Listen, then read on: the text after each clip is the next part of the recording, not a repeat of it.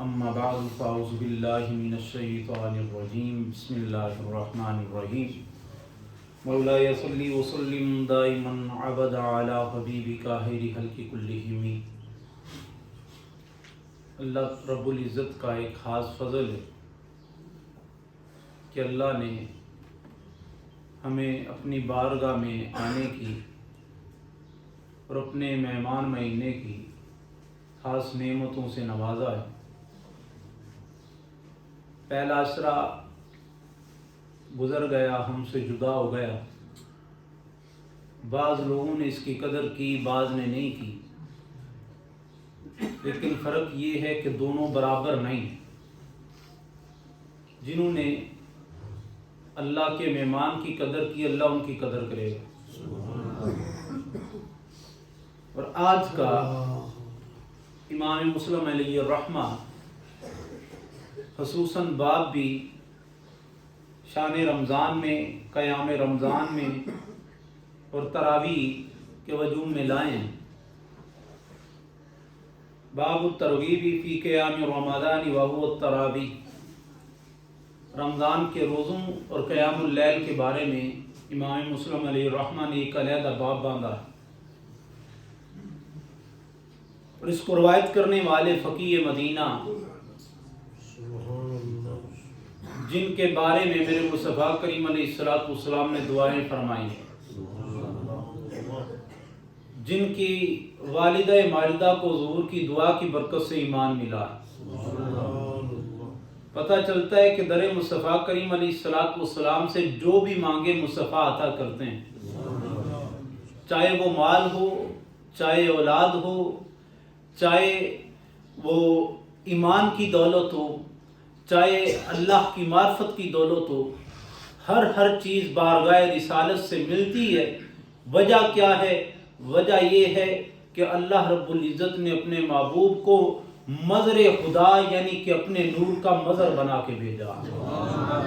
اور آج کی روایت سیدنا ابی ہریرہ رضی اللہ تعالیٰ عنہ، آپ اکثر دیکھیں گے کہ اکثر بخاری مسلم شریف میں سیدنا ابی ہریرہ رضی اللہ تعالیٰ عنہ سے مرویات لی گئی ہیں، اور یہی ان کا ثقہ یعنی مضبوط ہونے کی علامت ہے۔ پیچھے ایک سال گزرا ہے، ایک بندے نے اعتراض کیا سیدنا ابی ہریرہ رضی اللہ تعالیٰ عنہ پر، لیکن ان پر اعتراض بنتے ہی وجہ یہ ہے کہ ان کی فہم و فراست، ان کا حافظہ کسی عام بندے نے نہیں بلکہ مصطفیٰ نے انہیں عطا فرمایا۔ فرماتے ہیں ان رسول اللہ صلی اللہ علیہ وآلہ وسلم قال، یہ حدیث پاک آپ نے پہلے بھی بہت مرتبہ سماعت فرمائی، لیکن اس مرتبہ صرف اپنے ذہن میں ایک علیحدہ تعلق بنا کے بیٹھے کہ حدیث پاک امام بخاری بھی لائے ہیں اور اس حدیث پاک کو امام مسلم بھی لائے ہیں، کہ بے شک رسول اللہ صلی اللہ علیہ وسلم نے فرمایا من قام رمضان ایمانا و احتسابا غفر له ما تقدم من ذنبه۔ امام الانبیاء نے فرمایا جس نے رمضان المبارک کو قیام اللیل کیا، رات کا قیام کیا ایمان اور ثواب کی نیت سے، غفر له ما تقدم من ذنبه، تو امام الانبیاء فرماتے ہیں اس کے پچھلے سارے گناہ معاف کر دیے جائیں۔ یہ کم درجہ نہیں ہے، یہ بشارت کوئی عام بندہ بھی نہیں دے رہا، یہ بشارت رحمت کائنات عطا کر رہے ہیں۔ ہمیں اس کے سارے گناہ حضور اگر قیام اللیل نہ بھی کریں حضور فرما دیں، اب حضور کے اختیارات میں ہیں۔ ایک بندہ حاضر خدمت ہوتا ہے، یا رسول اللہ 5 نہیں پڑھ سکتا، 2 پڑھ سکتا ہوں، یہ صرف خاص بات اس صحابی کے لیے تھی۔ حضور نے فرمایا تو 2 پڑھ لیا کر، اللہ تیری قبول فرمائے گا۔ ایک آدمی حاضر ہوا کہ یا رسول اللہ کچھ اجازت فرما دے، گناہ نہیں چھوٹ رہے۔ حضور نے فرمایا ایک جھوٹ تو نے نہیں بولنا۔ جب جھوٹ کی تلقین میرے مصطفیٰ کریم علیہ السلام نے فرمائی کہ جھوٹ نہیں بولنا، تو اس بندے نے آہستہ آہستہ سارے گناہ چھوڑ دیے۔ وجہ کیا تھی؟ کہ بارگاہ مصطفیٰ میں جاؤں گا، حضور پوچھیں گے یہ کام کیا ہے تو جھوٹ تو بولنا نہیں، تو کیسے بارگاہ رسالت میں اپنا منہ دکھاؤں گا کہ میں نے یہ جرم کیا، میں نے یہ کام کیا؟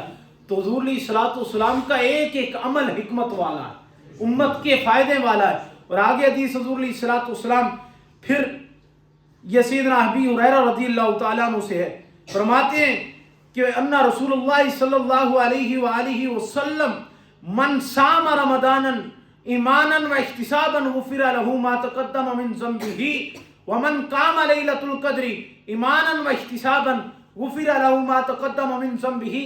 امام الانبیاء نے فرمایا جس نے رمضان کے روزے ایمان اور ثواب کی نیت سے رکھے اس کے بھی پچھلے گناہ معاف کر دیے جائیں گے، اور جس نے لیلۃ القدر کی رات کو قیام کیا اس کے بھی پچھلے گناہ معاف کر دیے جائیں گے۔ لیلۃ القدر آخری ایام میں، رمضان کے آخری اشرا میں ایک خاص اپنی اہمیت کی حامل ہے۔ یہ حدیث پاک سید عائشہ صدیقہ رضی اللہ تعالیٰ عنہا سے مروی ہے۔ آپ کون ہیں؟ زوجہ رسول ہیں، بنت سیدنا صدیق اکبر ہیں، جن کے بارے میں اللہ رب العزت آپ کی سچائی اور پاک دامنی پہ 13 آیتیں نازل فرماتا ہے۔ گواہی کوئی عام نہیں دے رہا بلکہ اللہ رب العزت عطا کر رہا ہے۔ اور آپ 6 نمبر پر احادیث روایت کرنے والی سیدہ عائشہ صدیقہ رضی اللہ تعالیٰ عنہا ہیں صحابہ کے بعد۔ آپ سے کل مرویات 2210 ہیں، اور بخاری مسلم شریف میں جو حدیث پاک آپ سے لی گئی ہیں ان کی تعداد 286 ہے۔ امام بخاری نے بھی اور امام مسلم علیہ الرحمہ نے بھی آپ سے مرویات لی ہیں۔ اور سیدہ عائشہ صدیقہ رضی اللہ تعالیٰ عنہ فرماتی ہیں یہ اب تراویح کے بارے میں کہ انہ رسول اللہ صلی اللہ علیہ وسلم، کہ بے شک رسول اللہ صلی اللہ علیہ وسلم صلی فی المسجد ذات لیلۃ، ایک رات مسجد میں نماز پڑھی، فصلی بصلاتہ ناسا، تو امام الانبیاء کے ساتھ لوگوں نے بھی نماز پڑھی، ثم صلی من قابلۃ فکسر الناس، امام الانبیاء نے دوسرے دن پھر نماز پڑھی، فکسر الناس، لوگ پہلے سے بھی زیادہ آ گئے۔ یہ عمل تھا ان کا۔ ہم تو پہلی میں 50 ہوتے ہیں، 10ویں میں ہم 20 رہ جاتے ہیں، لیکن امام الانبیاء کی چاشنی حضور علیہ الصلوۃ والسلام کی محبت صحابہ کو کیسے لائی؟ جب پتہ امام الانبیاء نے جماعت کروائی، کچھ رکعتیں پڑھائی ہیں، کچھ نماز پڑھائی ہے، تو دوسرے دن اور صحابہ آ گئے۔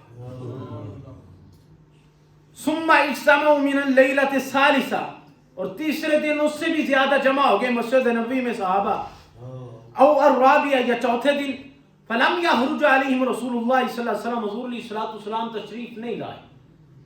پہلے 2 دن پڑھائی یا 3 دن پڑھائی، چوتھے دن امام الانبیاء تشریف نہیں لائے۔